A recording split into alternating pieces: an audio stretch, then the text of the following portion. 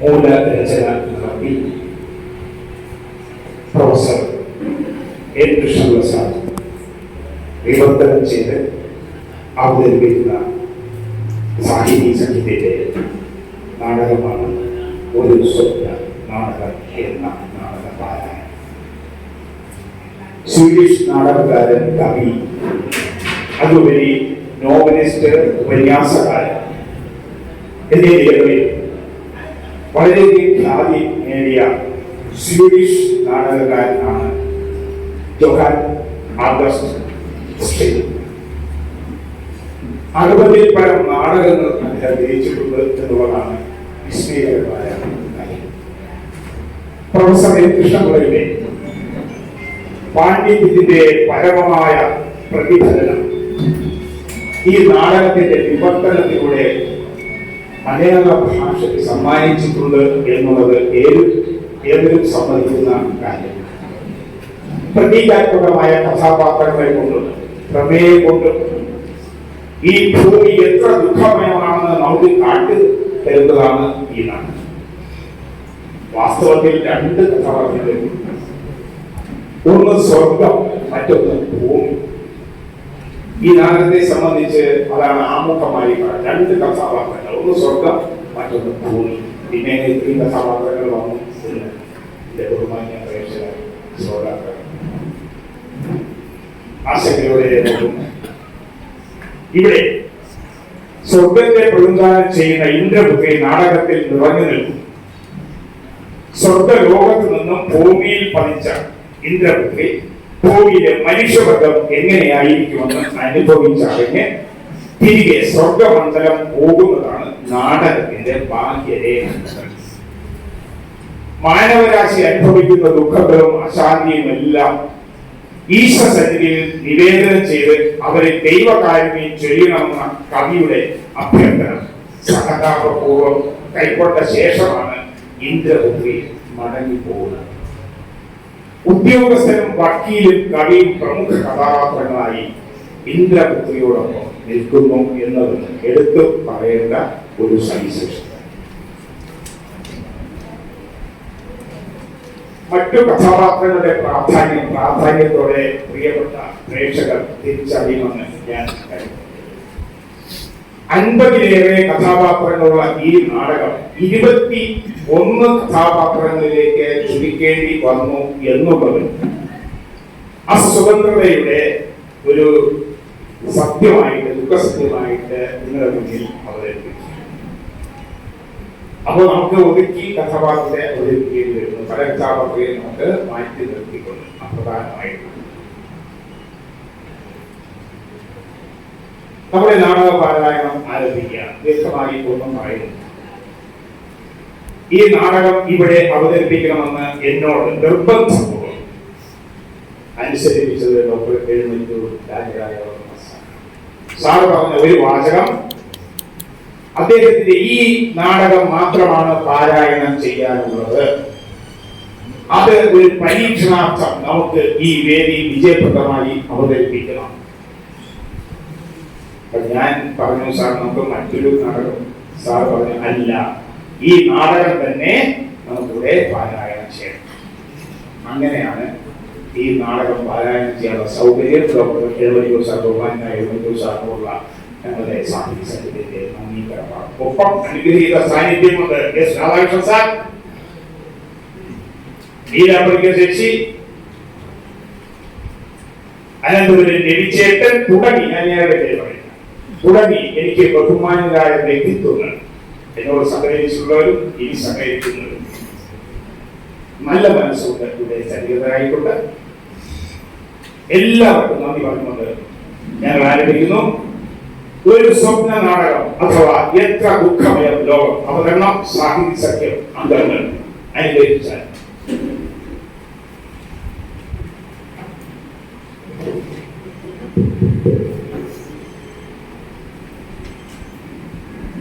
എവിടെയാണ് നീ വത്സേ? എവിടെ?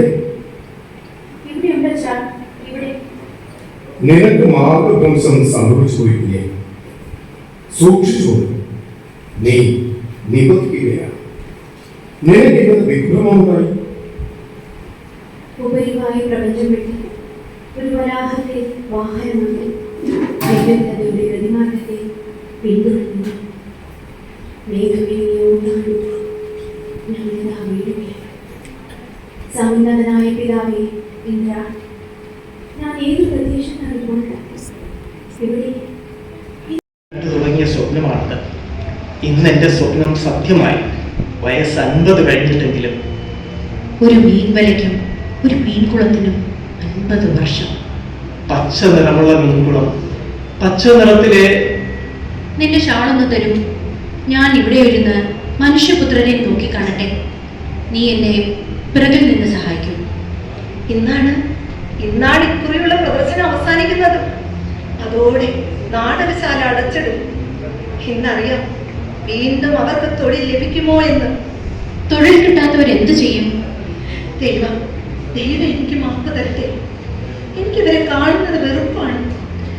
ഈ ഷാൾ കൊണ്ട് ഞാൻ മുഖം മറയ്ക്കും. ഞാൻ പാവപ്പെട്ട മനുഷ്യ ജീവികൾ. നോക്കൂ, ഇതാ അവരിൽ ഒരുത്തി. തിരഞ്ഞെടുത്തവരിൽ അവളില്ല. അവൾ കരയുന്നത് കണ്ടില്ലേ? മനുഷ്യനോട് സഹതപിക്കുക തന്നെ വേണം. പക്ഷേ ഇതാ ഇവിടെ നോക്കൂ. സന്തുഷ്ടനായ മനുഷ്യൻ എങ്ങനെ ഇരിക്കുമെന്ന്. വിവാഹത്തിന് പ്രതിശ്രുതൻ മിസ് വിക്ടോറിയയുമായി. മിസ് വിക്ടോറിയ നിമിഷത്തിനകം ഇവിടെ എത്തും. വാഹനമത കാത്തു നിൽക്കുന്നു.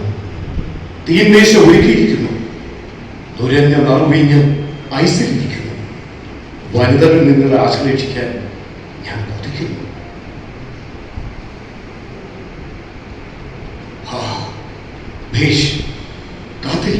പക്ഷേ ഇവിടെ ആർക്കും ഒരു നിമിഷം വിശ്രമമില്ല. പകലോ രാത്രിയോ ഒരു കോളം കണ്ണടിക്കാൻ അവസരമുണ്ടാവില്ല. ഉറക്കമില്ലേ രാത്രിയിലും? ഉണ്ട്. കൈക്കുഴയിൽ മണിയുടെ ചരടും ചുറ്റിക്കൊണ്ട് അത് നിർവഹിക്കാമെങ്കിൽ. എന്തെന്നാൽ രാത്രി മുഴുവനും പാറാവുകാരാണ് രംഗത്ത്. 3 മണിക്കൂർ തോറും അവരെ മാറ്റിക്കൊണ്ടുമിരിക്കും. എന്നാൽ അത് പീഡനമാണ്. അങ്ങനെ കരുതിക്കോളൂ. പക്ഷേ ഇത്തരം ഒരു പദവി ലഭിച്ചതിൽ വമ്പിച്ച സന്തോഷമാണ് ഞങ്ങൾക്കെല്ലാം. ആളുകൾക്ക് എന്നോട് എത്ര അസൂയാണെന്നോ. അസൂയോ? പീഡിതരോട് അസൂയപ്പെടുക.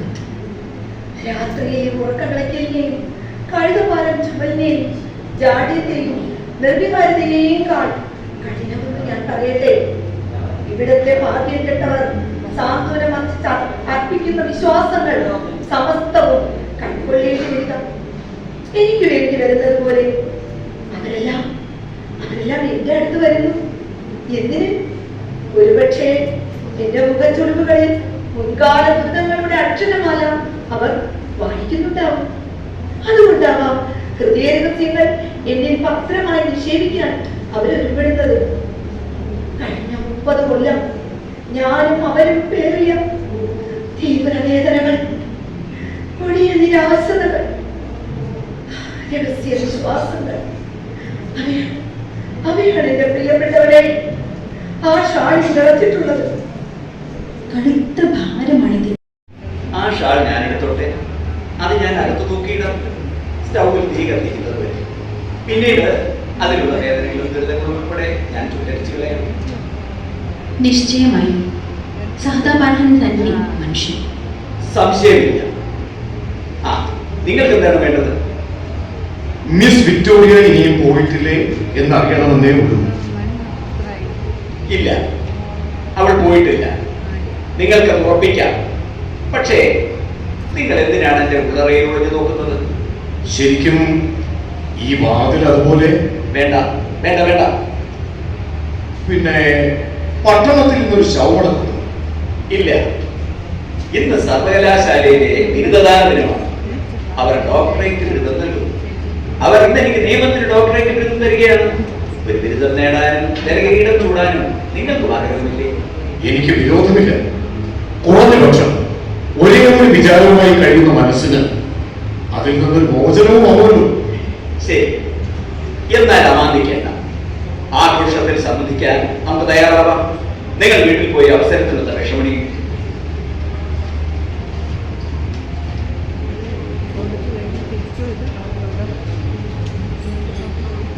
രംഗം 8 ആരംഭിക്കുന്നു. ഇന്ദ്രപുത്രി, വക്കീൽ, സ്ത്രീ, പുരുഷൻ. ഇതൊരു ഭ്രാന്തലോകം തന്നെയാണല്ലോ. ഇവിടുത്തെ 4 വിജ്ഞാന ശാഖകൾ നോക്കൂ. സമൂഹത്തെ കാത്തുപുലർത്തുക കർത്തവ്യവുമാക്കേണ്ട ഭരണകൂടം വേണമല്ലോ ഈ 4 ശാഖകളിൽപ്പെട്ടവർക്കും വേതനം നൽകാൻ. ദൈവശാസ്ത്രത്തെ തത്വശാസ്ത്രം തുടരെ ആക്ഷേപിക്കുകയും ആക്രമിക്കുകയും ചെയ്യുന്നു. എല്ലാ അറിവിന്റെയും വിവേചന ശക്തിയുടെയും മൂലശിലയാണ് തത്വശാസ്ത്രമെന്ന് അത് സ്വയം പ്രഖ്യാപിക്കുന്നു. തത്വശാസ്ത്രവുമായി ഒരിക്കലും സ്വരച്ചേർച്ചയില്ലാത്ത വൈദ്യശാസ്ത്രം ദൈവശാസ്ത്രത്തിന്റെ ശാസ്ത്രീയതാവകാശത്തെ ഖണ്ഡിച്ച് അത് ശുദ്ധമായ അന്ധവിശ്വാസമാണെന്ന് നിന്ദിക്കുന്നു. എന്നിട്ടും സർവകലാശാലയെ കുറിച്ച് ബഹുമാനം പഠിപ്പിക്കേണ്ട കടപ്പെട്ട വിദ്വൽ സമിതിയുടെ ഘടകങ്ങളാണ് ഈ 4 ശാസ്ത്രം. നിങ്ങൾ ഇതിനെ ഭ്രാന്തെന്നല്ലാതെ എന്ത് വിളിക്കും?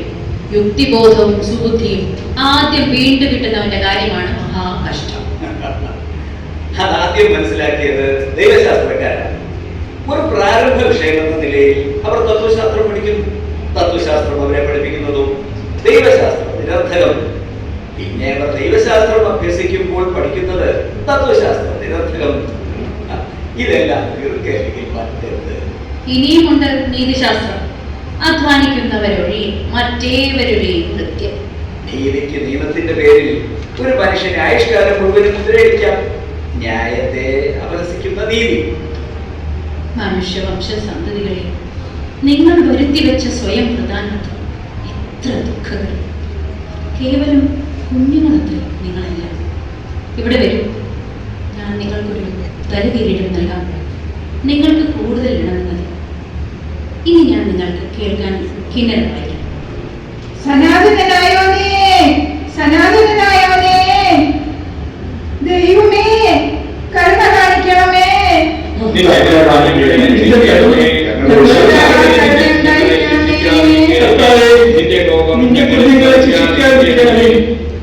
നിന്റെ കോപം ഞങ്ങളെ പറിക്കാതിരിക്കണമേ.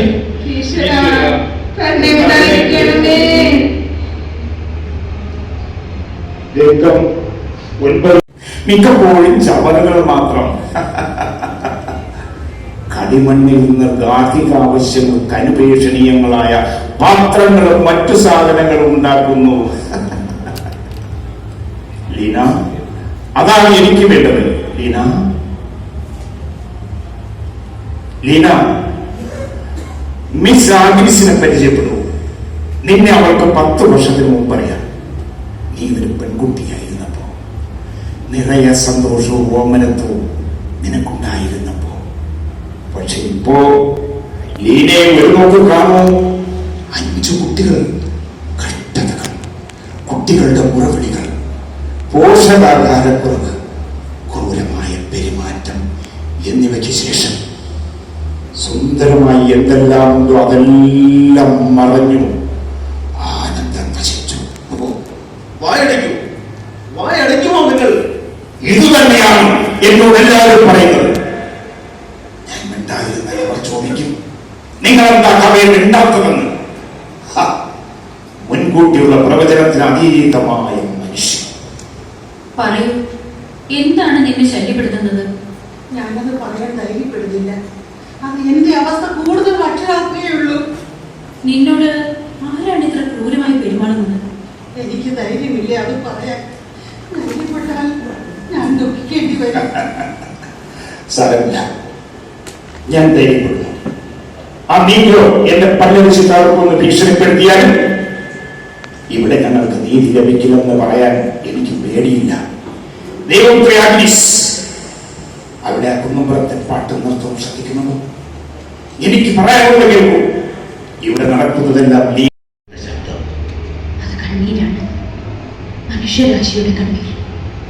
മറ്റെന്ത് കേൾക്കുന്നുണ്ട്? നെടുവേർപ്പെടുന്നത് കേൾക്കുന്നു. ജനങ്ങളും അലമുറയും കേൾക്കുന്നു. മർത്യപരിദേവനത്തിന് ചെന്നെത്താവുന്ന സീമയാണിത്. ഇനി ഇതിനപ്പുറമില്ല. പക്ഷേ എന്തിനീ അന്തമറ്റ മുറവിളി? ജീവിതത്തിന്, സന്തോഷത്തിന്, തെല്ലും ഭംഗിയില്ലേ? ഉണ്ട്, മറ്റേതിലും ഉപരി മധുരമായ ഒന്ന്. എന്നാൽ ഏതിലും അധികം കയ്പ് നിറഞ്ഞ പ്രേമം, ഒരു ഭാര്യയും ഒരു ഗൃഹവും, ഏറ്റവും ഉദാത്തവും ഏറ്റവും പൊള്ളി. ആ പരീക്ഷണത്തിന് സ്വയം സമർപ്പിക്കാൻ ഞാൻ ആഗ്രഹിക്കുന്നു.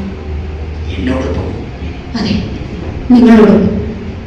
ചതിക്കുഴികളും വഴിക്കടവുകളും നിങ്ങൾക്കറിയാം. അതിൽ നിന്നെല്ലാം നമുക്ക് അകന്നു കഴിയാം. ദരിദ്രനാണ് ഞാൻ. അതുകൊണ്ടെന്ത്? ഒന്നേ ഒന്ന് പ്രധാനം, നമ്മുടെ പരസ്പര പ്രേമം. നമുക്ക് വേണ്ട വിലക്കി കിട്ടും തുച്ഛ സൗന്ദര്യം. എനിക്ക് അപ്രിയങ്ങൾ